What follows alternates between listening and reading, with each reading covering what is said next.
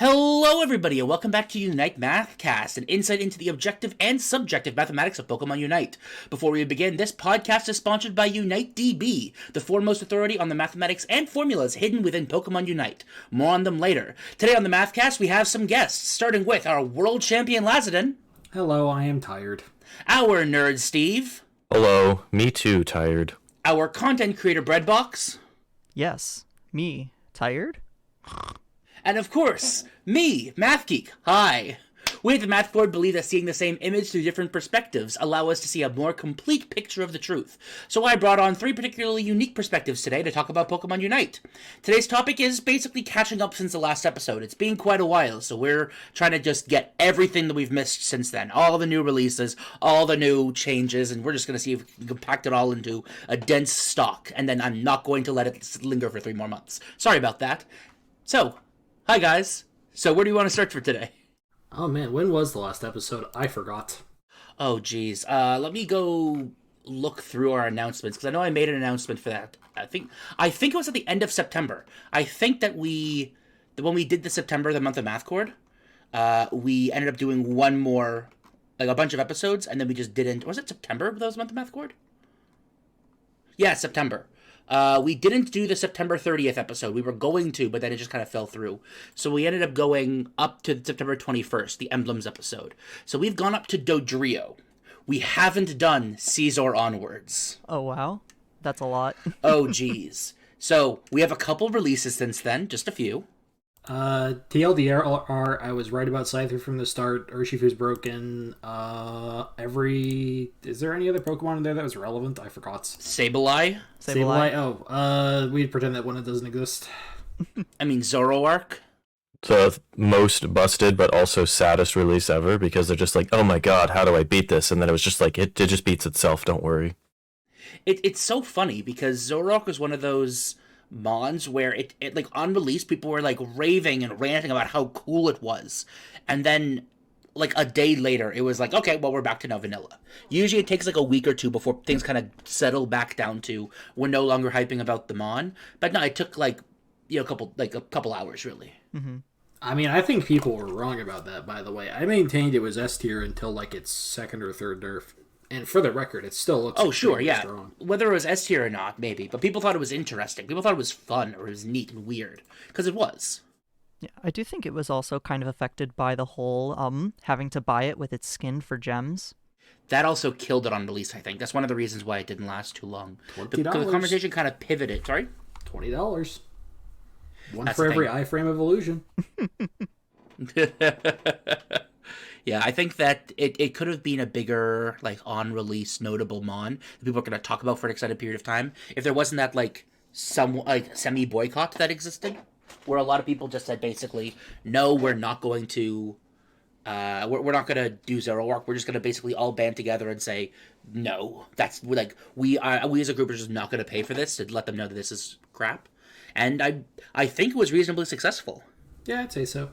Combine that with the, community sentiment around it and some feedback provided to the company themselves. I think it actually was pretty successful. I think outside of Unite Rivals weekend, no, it wasn't Unite Rivals weekend, outside of like the last 2 weeks, I think that is the most I've ever seen like people call each other cringe in like a 2-day span on the Bro server. People who bought Zoroark? Yes, you were just getting called cringe on cooldown if you bought it. Like, oh, basically, yeah. Which it's funny because I remember there being a big movement for content creators not to take it, but also content creators are the people who kind of have to take it the most. Yeah, it put content creators in a really weird spot. It's like, do you cover the Mon or not? Like, are you going to skip this release? Basically, if you don't buy the Mon day one, you're missing out on the day one content, which people want to have of the new Mons. But like, also, it's cringe. Yeah, I will say that I think as a content creator, you do kind of have to jump on it, but I know as myself, since I don't really play speedsters, I definitely didn't feel that pressure. I do know a lot of other people did, but at the same time, this isn't tax advice, but you can also kind of write it off as your taxes. Like as a loss. I mean, yeah, if you make money off of that, or that's like if you've registered content creation as a tax deductible like profession, then yeah, it's okay to do it because it basically comes out of your salary directly and you're not paying taxes on that money, which is reasonable, I guess, kind of. It's about a 30% discount. But it's still cringe. 30% less cringe, though. Or you could just, hold some viewer in houses or something and just play it in tournament mode for free. Yep. So let's go back to the very beginning in terms of release mons. Scyther. So Scyther / Caesar. What is our general opinion on that release? Not just so much about the mon, but like their release in general. Release, I feel like it felt weak, if I'm remembering correctly. Scizor specifically, yeah. Yeah, Caesar specifically was weak. I think that that Scyther was like fine. Like he wasn't. I don't think he was OP, or I don't believe if I'm not mistaken. But he became OP, or people realized he was OP shortly thereafter. Right? No, what happened was there was a couple of people that called it out as being broken pretty early on, but then everybody else kind of thought it was mid, and then it got buffed 3 times in a row. And all of a sudden, it's the most broken Pokemon of the game. Yeah, it was definitely one of those releases that had like a pretty high skill floor in terms of trying to figure out like, how do I combo this? How do I efficiently use it? And until people cracked the code, like, oh, I don't know, Dodrio, Unite was just like, oh, well, this mon's obviously undertuned. We should buff it. And then they did. And then people cracked the code at the same time. And now it's uniting into an entire team and taking out like 3 people at once because, I push one button, go bye-bye. Yeah, I just looked through the patch 1.7.1.8, the patch where Scyther and Caesar got a buff, and I see my comment at the very top that says, "Don't worry, I'm sure you'll gloss through this one and immediately understand and retain all the information in this section. They only changed 5 of their 6 attacks, their passive boosted attack, and all their defensive stats. Shouldn't be too hard to memorize." That was a massive buff. Basically every single thing on Scyther's entire kit got buffed in that patch. And it's not like a small thing. Like these damages like were increased significantly from like a 30% ratio to a 50% ratio. That's massive. I think the targeting also for Scyther's move just turned a lot of people off because it was kind of weird since it does the move aim to move or move aim towards movement direction thing. Well, the issue is actually if you're using move aim follows movement direction, unlike other moves and or dashes, it actually moves with it. So like if you're using Espeon, the indicator will stay where you moved it with your right stick. But if you're using Scissor, it'll actually shove it to the edge of the circle with your left stick and follow the direction you're moving. I know this specifically. I can't play Scyther because I use move aim follows movement direction. And unless I turn that off, which makes it harder for me to play it otherwise, it's just difficult to play properly. Yeah, that's exactly what I'm talking about. It's just not having to change your settings just to play a single Pokemon and then oops, someone else takes it. Something like that just kind of is annoying. Yeah, that's what's funny. This is actually, I'm going to pivot this for a brief second because that's a really interesting point. One of the reasons why I don't think that using emblems in draft is going to work very well is specifically for that exact reason. I know there's a bit of a tangent, but because you have to change what you're doing in the middle of the draft, right? Like how many emblem sheets are you going to have? One for every single mon, right? 0 because like you kind of have to because the rules are out and it's banned. Yeah, but I'm saying like I suppose that's the reason why it would be banned, right? It's like if you draft and you pick a mon, say you pick Pikachu, okay, do you have an emblem sheet for Pikachu, or are you going to be making one on the fly? You can't really make one on the fly when you're in Champ Select, right? So it's a weird, like, how do you get this to work? And then what if you want to change it when you're in Champ Select? Do you have to, like, get a dedicated one for every single mon, or are you allowed changing it when you're in Champ Select? It's, same kind of idea, where when you're choosing a mon, sometimes it's a pain in the ass to have to commit to something that you're not really prepared for, so you have to change things on the fly. You have to change settings, you might have to change whatever. And that's a real pain in the butt for a lot of mons. Small aside on the emblems, a lot of the mons can share emblem pages, and you get, if I remember correctly, 8. I have 6 built for like my entire roster, and I can seamlessly swap between all of them, and it just works. It's not going to be strictly 100% optimal, but it's not going to be by a margin that will reasonably affect like any state of the game. That makes sense. So, after Scythor Caesar, who came next? Was next Zoroark? Scythor Caesar. Then I think there was Zoroark. Then Dragapult, Urshifu Sableye. Is that right? Did I get that order correctly? We can just do a random order of them. I think it's fine. We can probably talk about the bear in the elephant in the room. Actually, I know what I can do. I can go pull up the Mon discussion threads and see when they release an order. It says Mew, Dodrio, Scyther Caesar, Clefable. Oh, Clefable. Did Clefable release after Scyther Caesar? Yes. Yep. Well, then Clefable is next. How do you think about Clefable on release and today? That was a sequence of getting how many people into a single Discord to test every single interaction with Gravity, only to then have it be bug God, fixed. that was a huge effort, and I appreciate you guys for doing that. Yeah, that was I great. came in right at the end of that.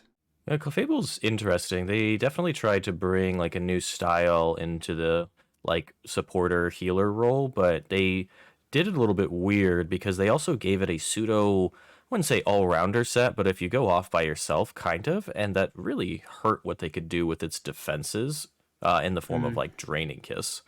But it still performed a very good like peel backline role, along with its Unite being looked at in like the weirdest way, because people are like, oh, it's random, it's bad. And it was like, no, the Unite heals for percentage of missing HP in an AoE. That's what the Unite does. What you get is just awesome afterwards sometimes. Yeah. So that's the thing, is that a lot of people have... Actually, we were just having a conversation about this earlier, about how Clefable's Unite, how much it sucks that Clefable's Unite is like RNG, and how you can win or lose a game off of RNG. But it's like, I mean, the RNG is the extra bonus on top. You don't use Wonder Wish hoping to get the RNG unless you're in such a situation that you need to get it, right? Like, the good thing about it is the heal, like you mentioned, at least in theory. I used to agree with that take. Used Do to. not anymore?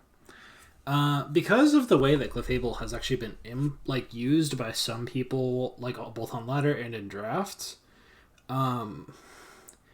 it's kind of like, because it doesn't really have much going for it, like compared to the other supports, like it's just a worse AoE healer than Eldegoss, and it's a worse single target healer than Blissey. It's a worse peel than either of them, or Sableye. Like, it doesn't tend to get a lot of play. It's gotten some though. One of the things that actually like makes it kind of good is the fact that you can 100-0 squishy attackers with your ult like 81% of the time. But that's the problem.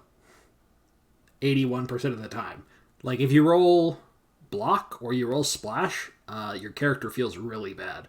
Yeah, it kind of feels like there's a team fighty, and then just that more like utility. Or sorry, that's what I meant. Utility versus damage, and then sometimes, like, the damage is pretty much always going to be useful, while the utility, sometimes it's like, oh, they just walked away from my block and now it did nothing. Yeah, there's certain ones that are really stand out compared to others. I know in solo queue specifically, Fly has been a real lifesaver, because not only does it give you 3 seconds of just, I'm going to stay out of the fight, that it lets you get your cooldowns back down and dive onto a squishy with massive damage. I also think that, like, I think that what Ven said about block is 100% true, that block just kind of feels bad, but I actually kind of disagree on Splash, at least from what I've seen. Splash feels bad if you're in a situation that demands a huge something right away, but I felt that, at least what I've been watching, a big chunk of the time when Clefable's being used, popping the Unite doesn't really need to have, a big Hydro Pump or Hyper Beam go away, but it's just nice to have extra. It deals extra damage. But Splash feels great because you get the heal, you get the Unite buff, while also being able to do another Unite in 8 seconds, Yeah, without your ant buff, and also sometimes you use it and you're jumping up and down for a second and you die because you are a terrible character. That's also fair. Yeah, the splash animation is absolutely horrendous. If it just happened and you got your Unite back immediately, or not immediately, but the duration of it, that's fine. But animation lock splash is probably the worst thing ever. Splash feels great if you get stunned out of it, though. This is true. Because then nothing really happened. You got the heal and you got your Unite back, and you're like, sure, whatever, I'll take it. The one thing I would say, like the only thing I could say that could maybe change it is if they reduced the pool slightly and basically gave you, like, if y'all are familiar with Twisted Fate, the pick a card scenario where it flips through them and you can be like, I want Hyper Beams. Like, I know Hyper Beams number 3, or you can see it and then get it. So Twisted Fate is actually interesting because I think this would be a good way to do it with Clefable as well. Twisted Fate, when you activate so basically you click an ability and it cycles between 3 cards. One that restores mana, one that deals a bunch of extra damage, and a little DOT, and one of them that stuns an opponent. However, what's interesting about it is that when you activate the ability, it'll cycle between the 3. Notably, it doesn't cycle from the 3 starting when you click the ability.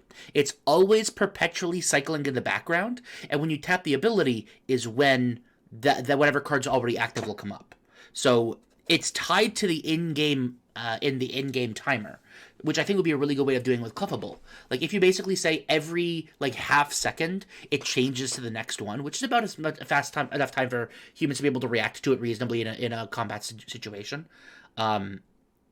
Then you could have it cycle between all seven options or something like that, and then you can choose the one you want, or you could even calculate which one is going to happen based on you looking at the time. You might just know what times give you certain abilities. Like, oh, it's the late half second of 1:15 will give me will get me Hyper Beam right now, and being able to have people choose it dynamically with a little bit of, like, time screwery, I think is a really interesting idea. I like that. Yeah.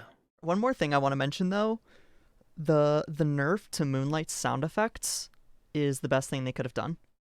Yes. I think we kind of touched on Zoroark. Yeah, I'm fine not talking about it anymore. Fair enough.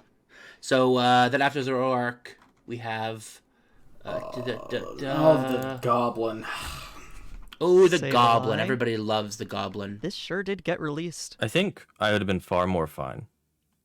Yeah. It would have been so much better if there was actually a way to interact with this mechanic in the game outside of, hey, there's a thing on my head. All right, it can be within the 360 degrees of me. Cool. It's running faster than I can. Cool. I'm stun locked. Cool. Plus, yeah, the last thing of just like the stun lock, all of the CC that Pokemon gets for basically free, and it just has all of the control in a situation. Like, I remember, I'm better at it now, but I just had to get better at lasting again. But the last hitting against it, when you just don't get to see it and it can just stun you and then take your last hit, like, you just don't have any control in that situation when you're like a little weak owl, for example. I don't know. It's a Pokemon that's always going to not be balanced, right? Because if it's ever viable in pro play, that means it's far, far too strong in solo queue. Like, the amount of disruption it brings to a table and the sheer mental damage it inflicts in a game that is already prone to tilting. It's actually already been nerfed to the point where it's not as important in pro play as it used to be. Like, it's mostly just a counter pick now, especially in NA. NA doesn't like it as much. Although, to be fair, in NA, you get called redacted if you play Sableye. I don't think we want that word on the VOD. So, like, that's part of it, but also, like, I just think that it's not as necessary as it used to be after a couple of nerfs. I just don't think the Pokemon is well designed from a playing against it perspective. It feels like they went all in on the prankster fantasy and kind of forgot that people need to play against it. Yeah, because, like, as soon as it's on the map, it is anywhere on the map at any time, and you only know where it actually is once you see it above somebody's head. Otherwise, you have to play like it's literally everywhere. I'm going to go out on a limb and say if they fixed one of the moves and or just completely erased it and replaced it with something else, it wouldn't be terrible. And that's Shadow Sneak. Every time I play against a knockoff Sableye, can it be really good and impactful? Yeah. Can it be a giant pain? Yeah. Do I feel like I actually have counterplay against that? Yeah. Shadow Sneak being able to stun you, enter stealth, stun you, and then use Confuse Ray to effectively stun you for longer and potentially pair that with a Unite makes me want to put my face through a window. I just think Shadow Sneak is the biggest problem with this thing. If Shadow Sneak gets changed to not be what it is, and I don't know what they need to do to it besides potentially just remove Kill it it? as its ability. Yeah, why is confuse rate 2.5 seconds? Like, Yeah, that's so friggin' long, dude. I do not think there's another CC ability in the game that is a hard CC that lasts 2.5 seconds. Well, okay. Air quotes, no, but kind of yes, but no. If you're talking about like block, for example, Okay, sure, slow beam. I don't care.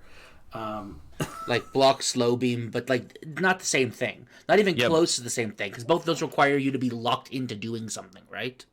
And the fact that Faint or Confuse Ray also has additional utility on top of being a CC move, its damage is higher than its actual damage because if you throw it at a carry, the carry starts shredding their own team and you can secure objectives. Like throwing it at somebody who's already used an ability, like, I don't know, Guard, turns its Unite into yours, which is just why. It's stupid. Yeah, I agree. Retroactively taking control of things that have already gone off and counting them for yours is just insane. It's a really neat idea. It should have never been implemented. I wonder if it's something they can't control though. Like when the projectile is launched, it isn't actually calculated until it hits the Yeah. Pokemon. So Yes, they would have to all- like change the systems, right? Yeah, all damage in Unite is calculated on hits. Yeah, it's basically like there's like what's the actual word that we used for it? I can't remember what we used. Where it's like the dynamic damage or something like that. It doesn't snapshot. Yes, snapshotting is what it is.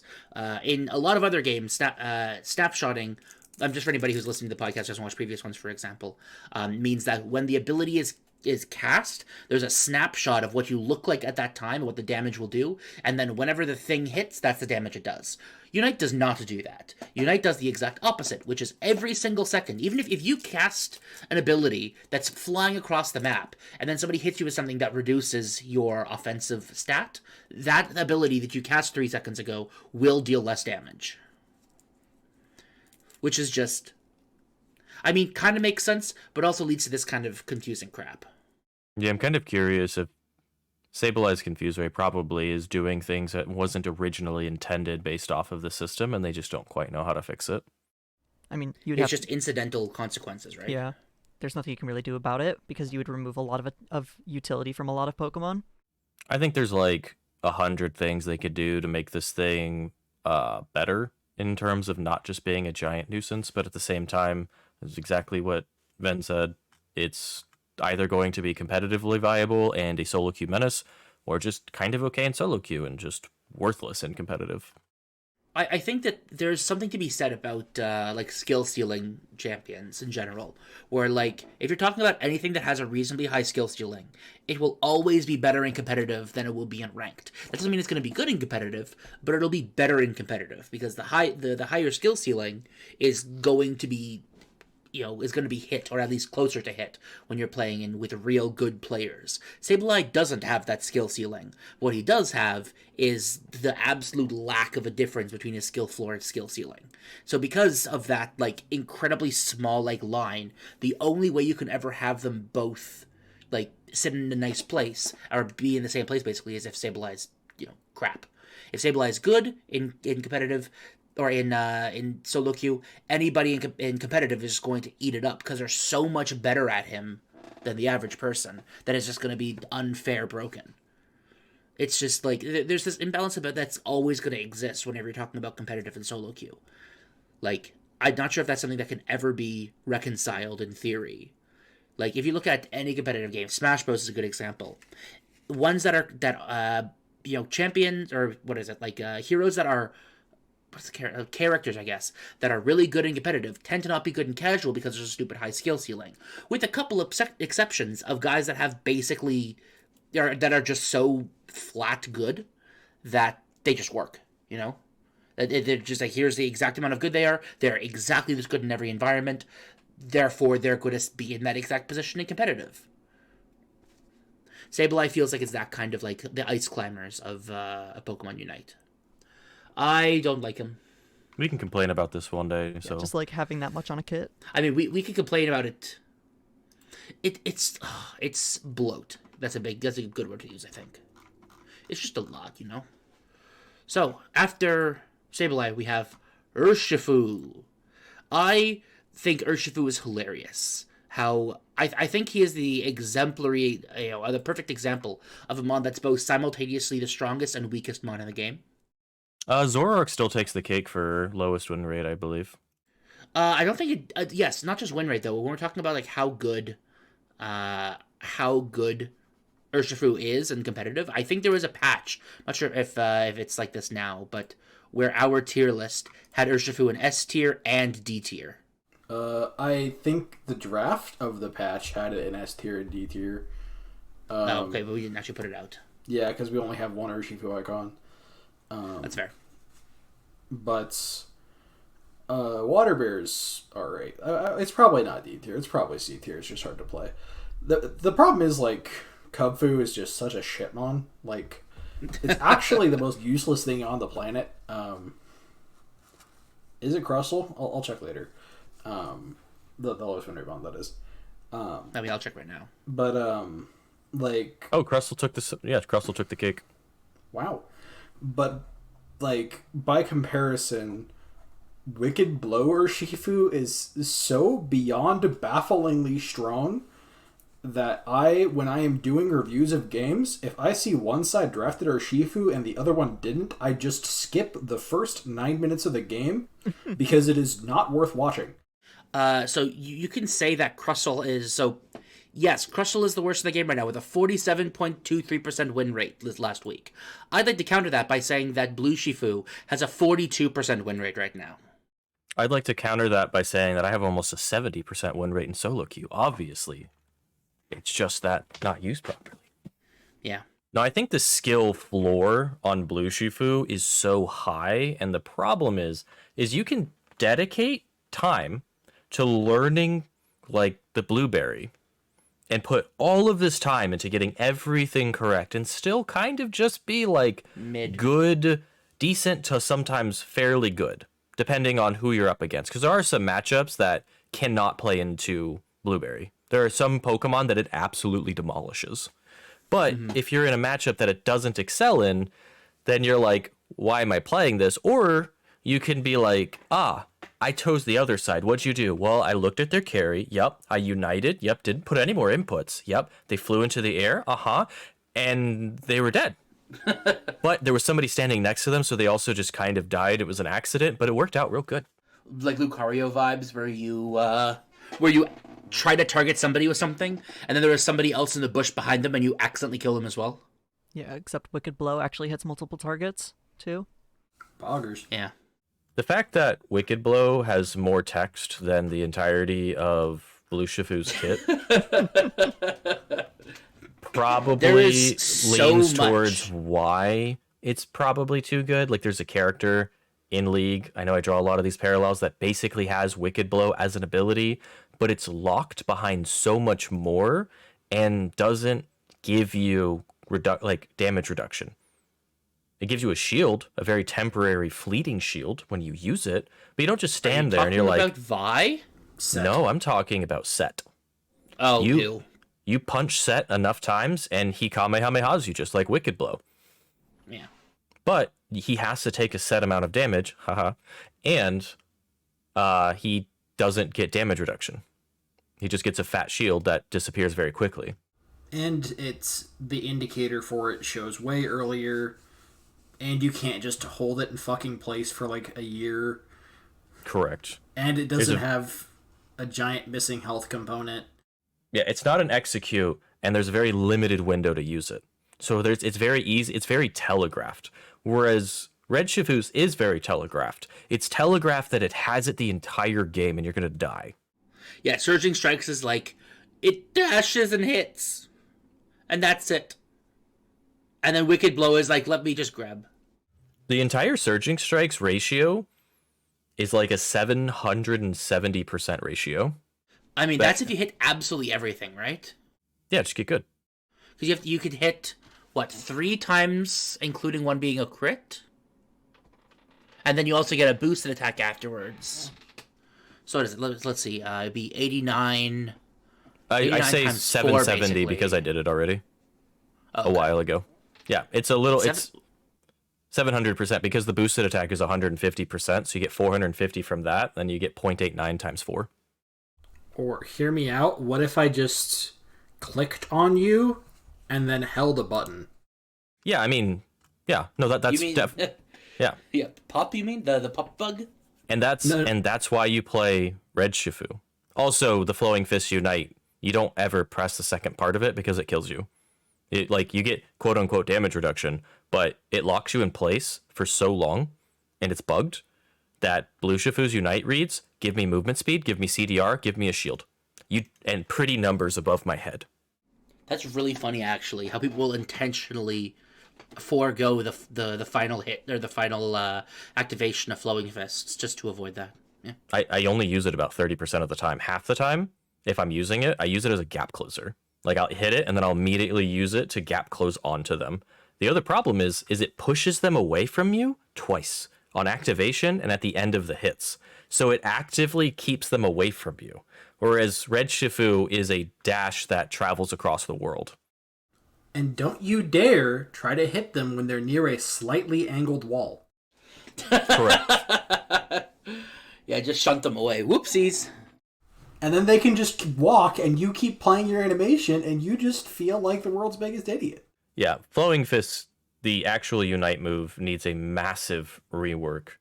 Slightly off topic, but Rapid Fire Scarf is new. Rapid Fire Scarf and Drain Crown haven't been talked about on the podcast yet either, right? All right. Drain Crown. All right, here. I got the Drain Crown. Let's go. I want you to imagine the worst possible case for a lifesteal item.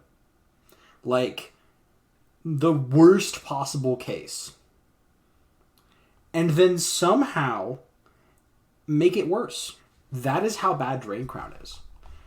It does not work on anything but physical damage. It doesn't work on a bunch of the auto attack modifiers. It works on most of them, but but like there's some that it just doesn't work on.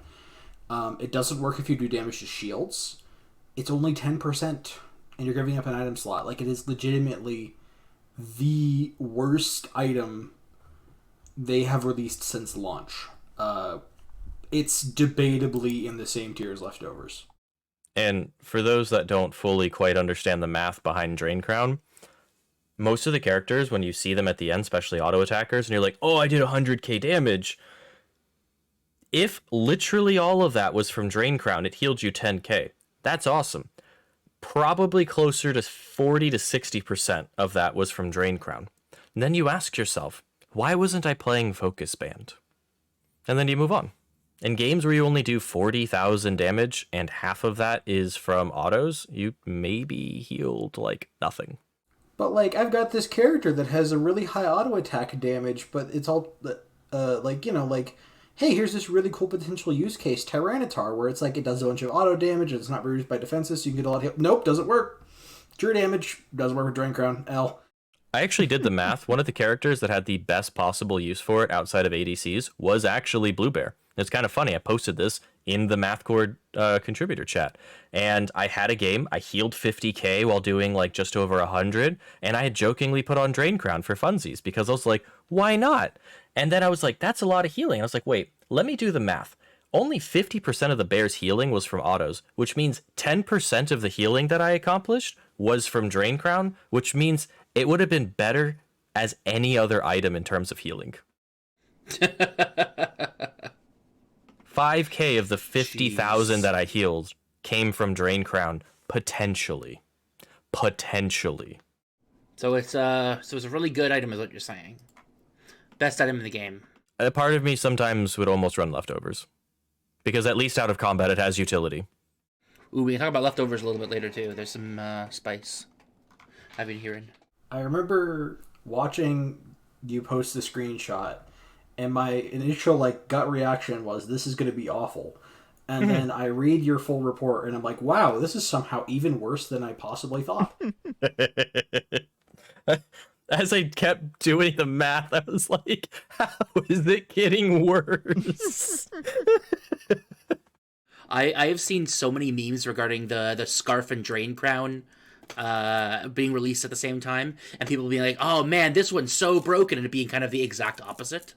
It's what's your opinion on those item releases? Actually, those items were released after the last episode we did? Yeah, so then we can talk about that then. What are your opinions on both the items just in general? I mean, I think we already talked a little bit about Drain Crown, but what about the scarf?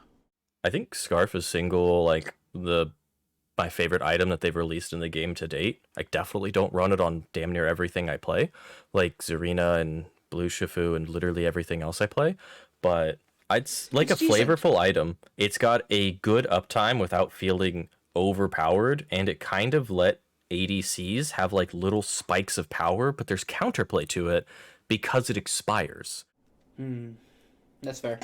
And then now this is a perfect time for me to be able to segue, saying, and if on the topic of items that were changed on the 30th of November, EXP share. So we just recently published a pretty big document about EXP share. If anybody who's in the call right now or who's watching the either the edit of this or the Patreon release of it, you should go take a look at it over in the publishing's channel. We have a nice big write up of it called Experience and Experience Share. Or I think it's called Pokemon Unite Experience and Experience Share.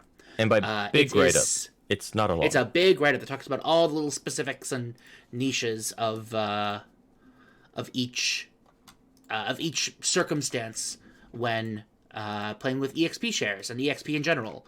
If you want to know about what happens when you have 3 people in a fight and one of them KOs an enemy, what happens then? What happens if one of them has an EXP share? We have all that and more, all contained on that sheet. It'll be really convenient for you, especially if you think about whether EXP share is a good item or not. On that note, hey Ven, is EXP share a good item? I think that any opinion besides EXP share item is the best item in the game means I cannot take you seriously. So you think that EXP share is the best item in the game, just kind of flat out? I think so much so that you believe that anybody who doesn't believe so is just lying to themselves. Or doesn't understand it. I think that's a pretty reasonable take. Converting basically all the farm in both of your lanes to 130% experience is insane. Yeah. And the fact that you can balance who gets the Eos energy so you can set up stacks for your laners. Yep. And it lets your better Pokemon secure for your non-securing Pokemon and not be behind. And on top of that, it also means that whoever, since you're getting 130% on both mons, you're getting more EXP out of it. And on top of that, if you have 2 EXP shares, it's likely that both of the mons that are getting EXP shared are going to be a little bit behind the other 2 mons on the team, which means they're going to end up getting more EXP passively through the EXP share ticks over time, because it just also has the passive EXP bonus. It'll be split between the 2, so it's not going to be as strong. But if you have 1 EXP share, then the one who has EXP share is always going to be the guy in behind, which means they're always going to get more EXP. So it's just a huge amount of EXP for everybody to get for the entire game. It's actually massive. Ridiculous. There's exactly one scenario I can ever think of where you do not want 2 EXP shares on your team. Is it running 113? Yes, and that's extremely rare nowadays. Yeah, 113 is the only reason why you wouldn't, because 2 EXP shares in the same lane don't work with each other. And if you're doing 113, there's no reason to run a second EXP share anywhere else. But on that note, I think that not only is 113 not good anymore, I think that 122 or 221 is something that people have been looking into recently. I'm not sure if it's any good, but it's something that's worthy of thinking about, because the idea is that the person who is a jungler is getting the most EXP on the team, right? Like, that's at least the general philosophy. The person who is the jungler is getting more EXP than both the people who are in lane. So by that logic, if you send somebody with EXP there, with EXP share there, you're going to clear jungle faster, and on top of that, you're going to have your EXP share mon get more EXP than he would have if he stayed in either of the side lanes. So once you clear like your first clear, then you shove your EXP share Pokemon to the side. Is that a possible strategy that you think might be coming up in the near future? I'll answer this one too. I feel like it's already happening a little bit, right? Like, you have stuff like support leashing on red buff, or like supports just taking the red buff to make lanes annoying. Like that kind of thing. I do not think it is almost ever correct to do like full 2-man jungle. Like, I think at most you should leash 1 buff. I think anything more than that wastes a ton of time and lets your lanes get crashed really badly. So early game 1-2-2 leading into a 2-1-2. Yeah. So maybe it'd be better to do a 2-2-1 and then have your then have the other guy pivot. Or actually no, it'd probably be better to do 1-2-2 and then have the support go top lane because there's less EXP top lane. So having some like being able to like sap more EXP from the jungle and then going top afterwards when you would have been deprived otherwise might be the best choice. I think it also just eliminates a worst case scenario where you're getting invaded and you have to send your support to help. When like if either you or your jungler gets the last hit, they'll still get the same amount of XP, so they won't miss out. That's fair. So even if you have to 2-2-1 just because you're getting invaded, it's now better than it was before. Having your jungle in there briefly to guard against invades and potentially grab a buff is like best case scenario, and yeah, definitely leaving your support in there the entire time is cute, but you need to have the strongest laner known to man and hope that the enemy team doesn't try to capitalize on it. If you leave like a Mew or something solo, and I'm gonna level 4 getting top, and I'm gonna kill you on pad. Yeah. So next on the list is Dragapult. What do you think about Dragapult? Lots of fun, but kind of also underwhelming. I think that's a very good explanation of Dragapult in just like one sentence. I've heard basically the same thing from everybody else as well, is that he just kind of feels meh. So Dragapult has a couple of power spikes, but it has this weird period of time where it suffers immensely. So like level 5, its power spike for its gank is actually really strong if you take the right move into the team. But levels 6 through 8, it's really sad. And if you don't get a head off of that gank and you don't get 9, you're really sad. And then after level 9, you're just kind of okay at times, and your Unite is neat, but you don't have the same kind of impact that some other Unites do because you can just use it all the time.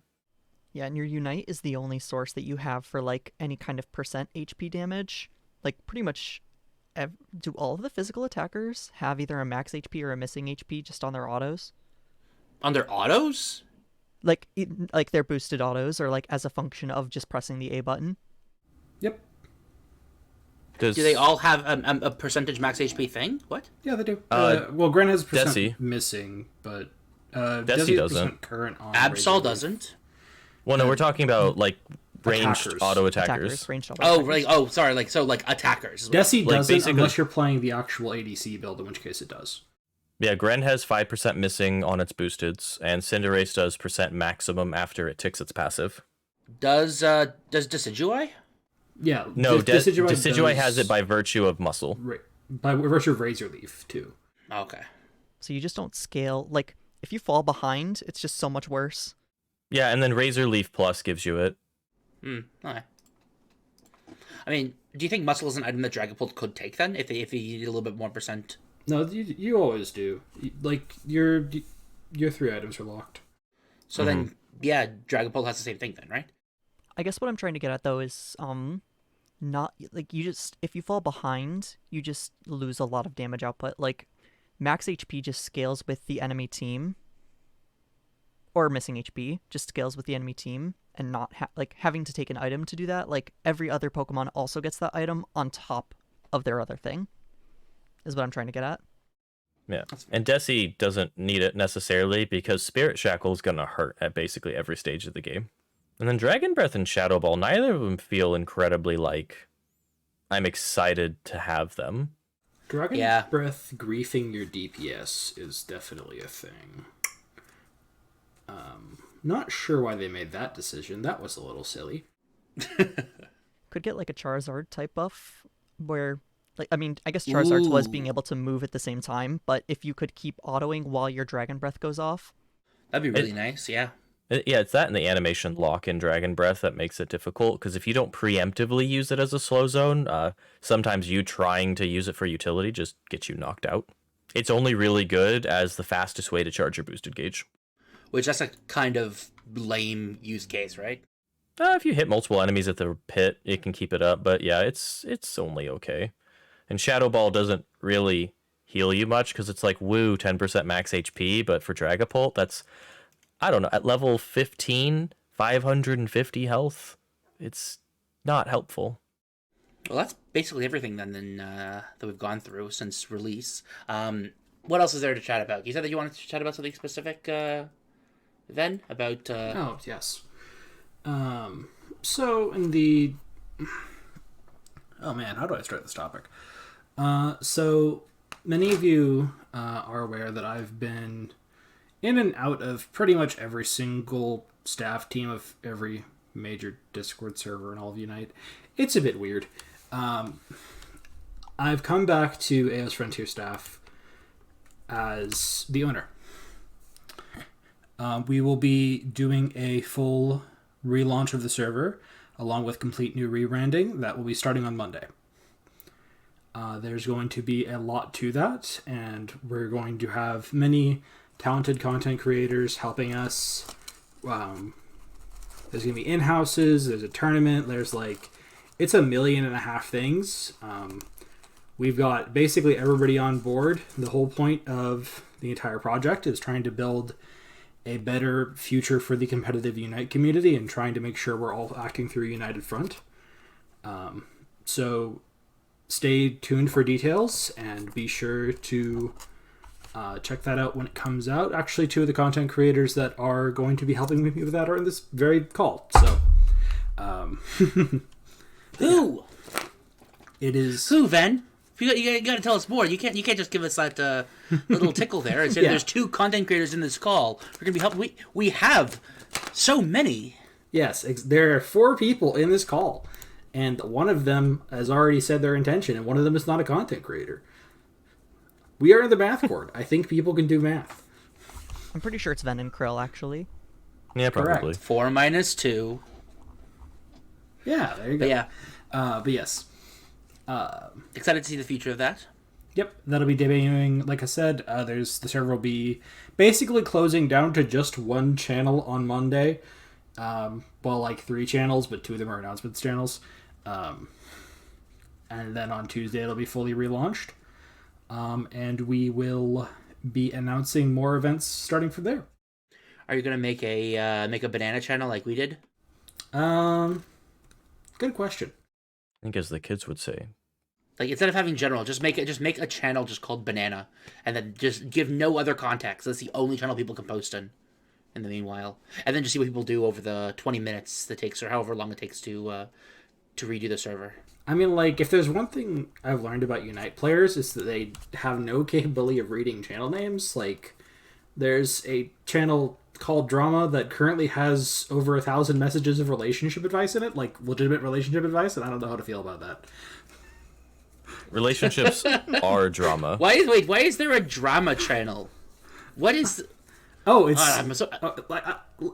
for fun. It's for fun trash talk. That's all it is.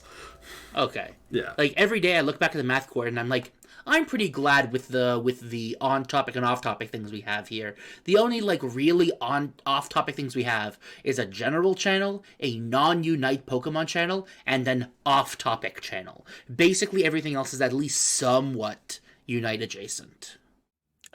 And for the drama, people asking for a drama channel in the math court, it already exists in half of our channels. We don't actually need to give it a christening. Yeah. The drama channels, Hatch General, I remember there was this very popular Final Fantasy XIV Discord that had a channel that was just opt-in, where you could just be mad about things, and it was the funniest thing.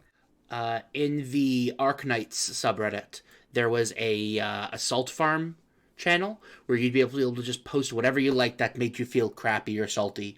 But on the other hand, it also let people brag. So you'd have some people who come in and say, man, I did 1 10 pull on this, and look at these 7 6-stars I got, each of which are at 2% odds. And 3 of them are the hard to pull guy in this banner. And then people are coming in saying, I've done 800 pulls and I've wasted over $500 on this and I haven't gotten it yet. That still exists in the Game Press channel. There is Arknight Salt specifically, and I love that channel. Do we think it's worth talking about the producer letter from Oh, last yes. Because that's another thing. I'm just brainstorming all the things that should be touched on. I think that's a good idea, sure. After this letter, we got the first ever official patch notes with numbers right afterward, because they have showed that they actually start caring. And then radio silence.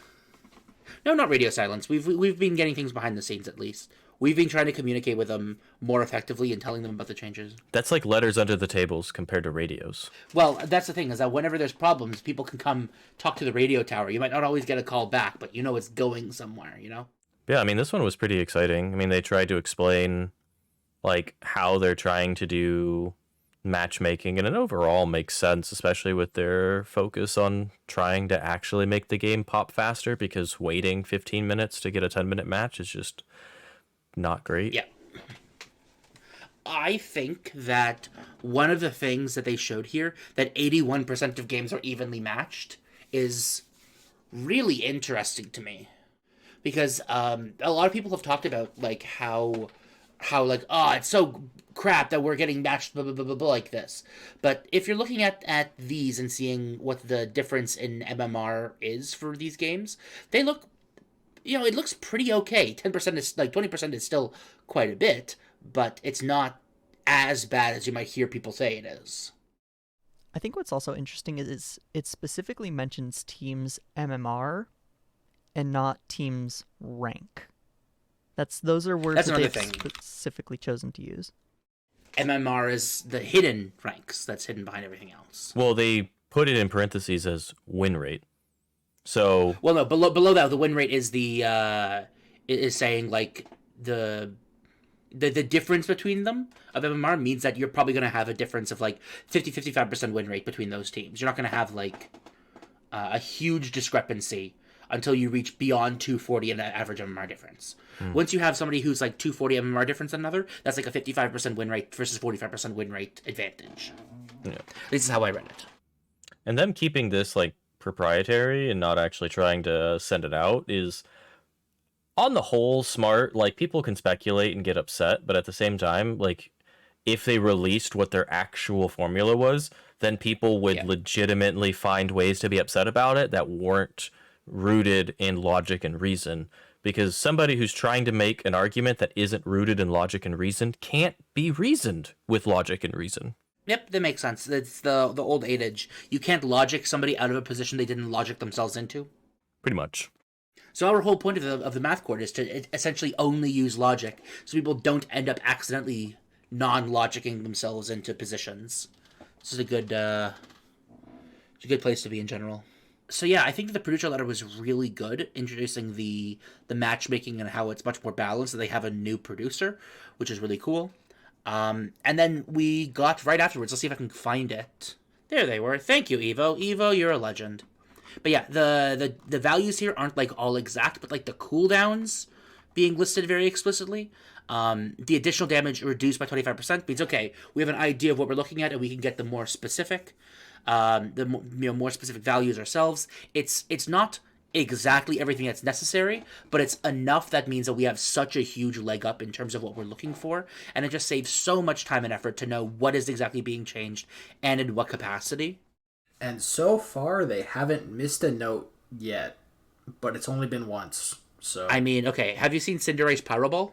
There are 2 points there, one of which says damage dealt to opposing Pokemon increased by 8%, and the other one says... I think the biggest thing that they did is not even just like making it easier on our end with actual numbers, but the actual, hey, this is why we did it, so that people don't have to sit here and speculate or be like, well, they didn't think about this at all. And it's like, no, they literally just explained it to you. Yep.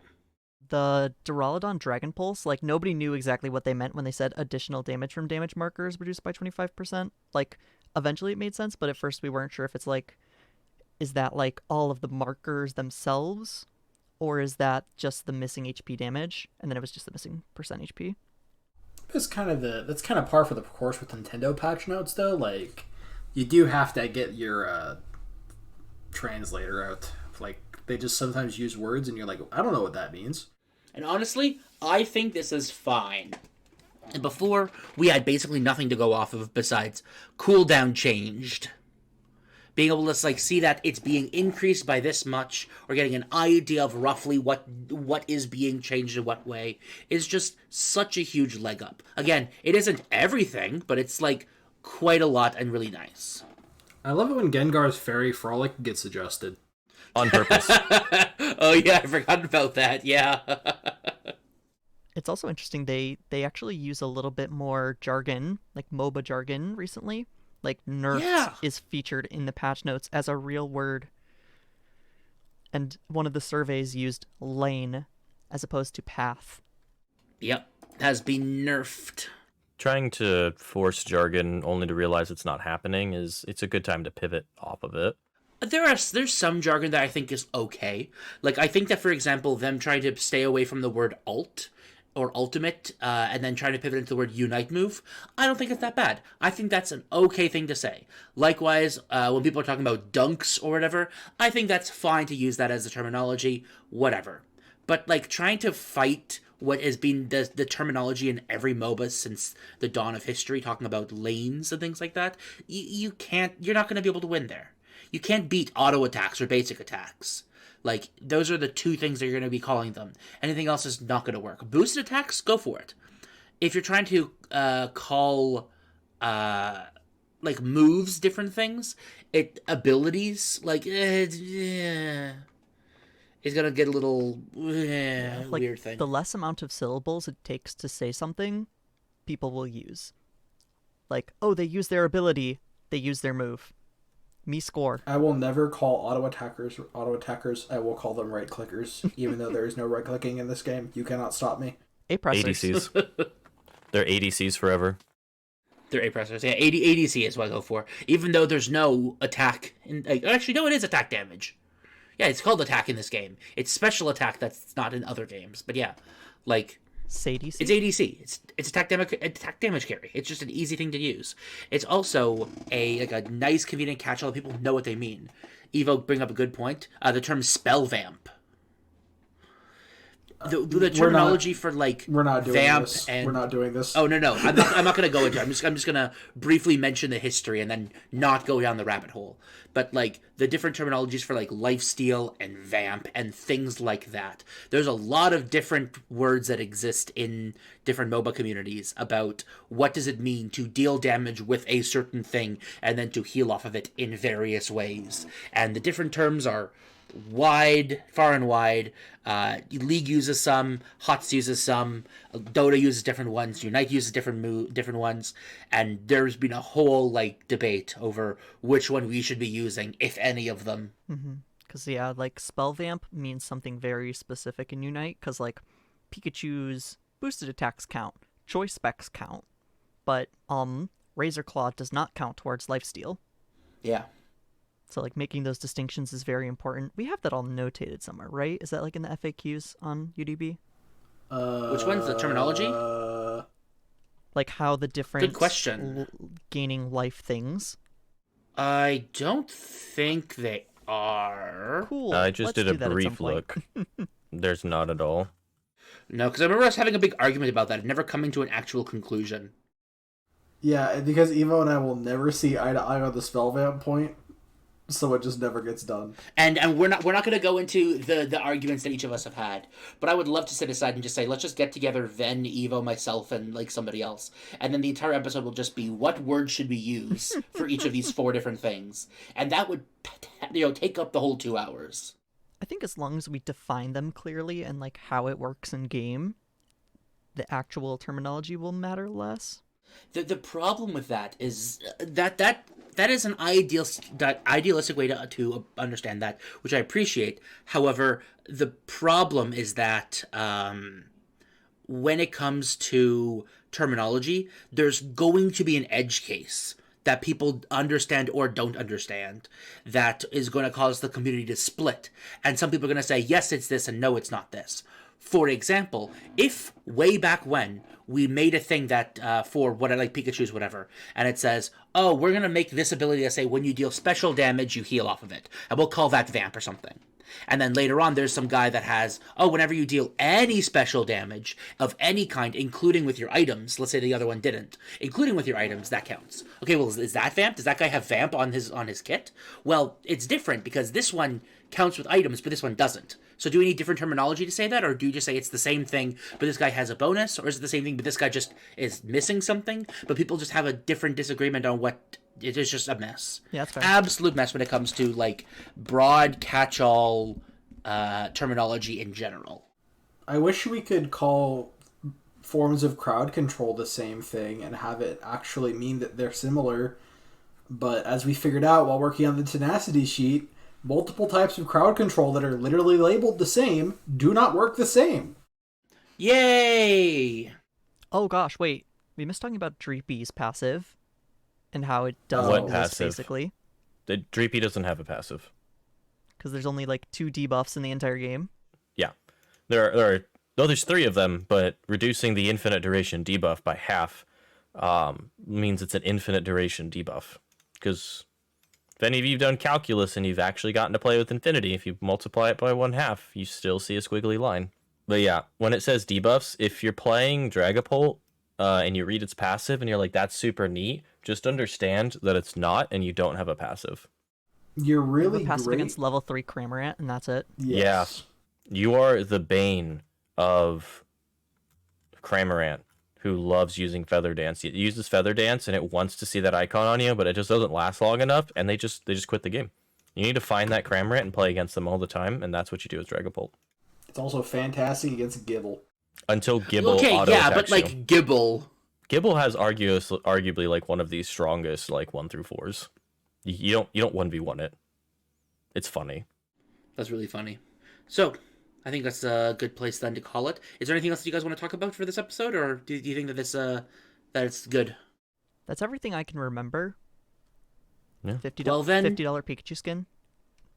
Well, then before I do the outro, let me make sure that... Oh, God, the $50 Pikachu skin. Yeah, let's talk about that for a second while I go grab the names for Patreon. I was going to say monetary choices. Like, if it's strictly, hey, this looks pretty, like, let them do whatever they want until it starts actually affecting game state, like Zoroark. Then we can just leave it alone. But honestly, like the $40 skins, a lot of people get upset because they feel like that they're left out of it. And I hate to say it, but you're meant to get left out of it. It's for a specific audience who's willing to spend that much money, and that's their return of investment. And does it suck to be excluded? Yes, but welcome to capitalism. I will also throw out that that is the third most times I've seen people called cringe in recent memory. If you just see a Pikachu with a blue Santa outfit on ladder, you call them cringe. The fact that it was $50 for a recolor of something they had already done was probably the best that they've ever done in terms of return of investment for amount of work they probably had to put into it. Probably. They're just like, wait, what if we recolored this but put it as $50 and it's special? They're like, people won't buy this. It's like, yeah, they will. Marketing team was like, they're going to buy it. Trust. Mm-hmm. I mean, they're basically just like, it's just an expensive chroma. Yeah. But if it makes you happy, go for it. Marketing did a good job. Yeah, exactly. I think that's an example of like a fine, like a perfectly fine cash grab, you know? It's It doesn't cringe. feel... Like, that's all It's is. not... well, yeah, it's cringe, but it's not cringe in like a bad cringe kind of way. It's just like, yeah, it's a little cringe. Some people have more disposable income than they know what to do with, and they want to be blue Pikachu. I mean, Peekaboo? honestly, Pika blue. and let them, you know? Well, thank you very much, everybody, for joining us on the podcast today. I appreciate having you all on. Thank you, everybody, for coming in and watching. Once again, thank you to our panelists. Everybody, please give a little bit of a shout-out as to where people can find you. World Champion Lazadin. Yeah, you can find me on Twitter at Lazadin1, on Twitch at Lazadin11, and all of my team socials are at Ascended Unite. And our nerd Steve. Where can people find you? You can mostly find me on YouTube at SteveMyCat and on Twitter at SteveMyCatTV. We've got our content creator Breadbox. Where can people find you? You can find me at Breadbox TTV most places, including YouTube, which is funny because TTV YouTube, haha. And you can also find me on Ladder, either inting or carrying your game for you. I hope it's the latter. Thank you, everybody. I hope you enjoyed this episode. This episode was brought to you in part by UniteDB, the foremost authority on the mathematics and formulas hidden within Pokemon Unite. The Math Cord works hand in hand with them to ensure the most up-to-date information is available to you all, and we hope you appreciate this resource. Check them out at unite-db.com. That's unite-db.com for formulas, patch notes, tier lists, and a comprehensive mechanics FAQ. Also emblems now. This episode was also brought to you by the Math Cord Patreon. Specifically, I'd like to give a shout out to Heron Turpy, Circa, and Jake Sprague, who support us at the Funder tier, as well as all other patrons patrons at our $5 and $15 tiers who help make this podcast a thing. If you'd like to support us or have your name read at the end of each Mathcast episode, feel free to support us at patreon.com/mathcord. Thank you all for watching, and have a great one.